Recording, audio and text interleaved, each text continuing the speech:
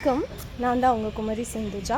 மக்களே, வாழ்க்கையில் அரசாங்கம் இலவசம்னு நிறைய இலவசங்களை தந்து சில விஷயங்கள் நாம் எவ்வளோ தூரத்துக்கு போனோன்னு நினைக்கிறோமோ அதையே மழுங்க செய்திருவாங்க. ஏதாவது உங்களுக்கு கிடச்சிட்டுன்னு வைங்களேன், துன்பமே இல்லாமல் எல்லாம் கிடச்சிட்டுன்னா நீங்கள் அடுத்த கட்ட நகரவே மாட்டீங்க. வாழ்க்கையில் அடுத்த கட்ட ஒரு எழுச்சிக்கு அது இலவசங்கிறது எப்போவுமே நான் ஏற்றுக்க மாட்டேன். ஆனால் உதவுறோம் நல்லது தான்.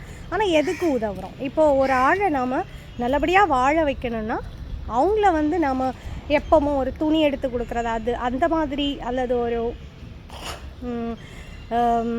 அவங்களுக்கு தேவையானது வாங்கி கொடுக்குறது மட்டும் இல்லைங்க. உண்மையாகவே அவங்க எழுந்து நடக்கணும். அவங்க வாழ்க்கையில் அவங்க ஒரு வெற்றியாளராக பயணிக்கணும். அதுதான் உண்மையாக நாம் உதவுறது, அவங்கள அசிஸ்ட் பண்ணுறது, அவங்கள கைட் பண்ணுறது அப்படிங்கிறதுக்கு அர்த்தம்.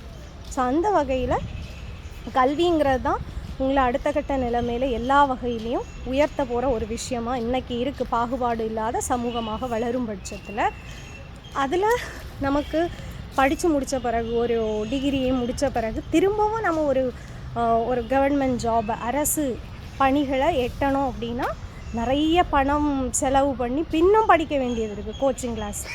ஸோ அதுக்கு மாற்றாக நம்முடைய டிஸ்ட்ரிக்ட் போலீஸ் கன்னியாகுமரி மாவட்டம் குறிப்பாக சார்பாக பார்த்துக்கோங்க. எங்கள் கன்னியாகுமரி மாவட்டமாக நாங்கள் பெஸ்ட்டாக இருக்கிறோம்.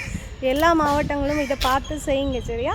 எங்களுக்கு ஆயுதப்படை வளாகத்தில் கன்னியாகுமரி மாவட்ட காவல்துறை சார்பில் வெற்றி பாதை இந்த பிரசன்ஸ் ஆஃப் டாக்டர் ஸ்டாலின் அவர்களுடைய தலைமையில் திறந்து வைக்கப்பட்ட வெற்றி பாதை நூலகம்.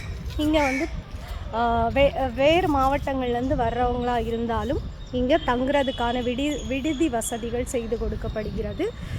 இன்னொன்று, இங்கே கேன்டீன் இருக்கும். அங்கே நீங்கள் கொஞ்சம் ஃபுட் அமௌண்ட்டு கம்மியாக இருக்கும், அங்கே வாங்கி சாப்பிட்டுக்கலாம். ஆண்களுக்கும் சரி பெண்களுக்கும் இந்த விடுதி வசதி செய்து கொடுக்குறாங்க. இன்னொன்று, யாருனாலும் இங்கோடி உள்ளவங்க நீங்கள் இங்கே இந்த நூலகத்தில் இருக்கக்கூடிய புத்தகங்களையும் பயன்படுத்தி நீங்கள் படிச்சுக்கலாம்.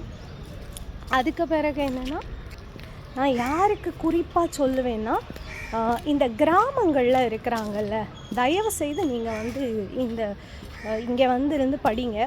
வீட்டில் இருந்தெல்லாம் படிக்க முடியாது, நமக்கே தெரியும்ல. நானுமே ஒரு இது பண்ண ஆள் தானே.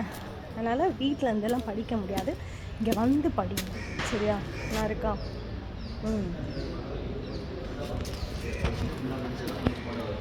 ஓகே. தெய்வத்தால் ஆகாதெனினும் முயற்சிதன் மெய்வருத்த கூலி தரும், சரியாங்க? அதனால் கடவுளை நம்புறதை தாண்டியும் கூட முயற்சியை நம்புங்க. வெற்றி பாதை பயணத்தில் வெற்றி பெறுங்க. வாழ்த்துக்கள். நன்றி.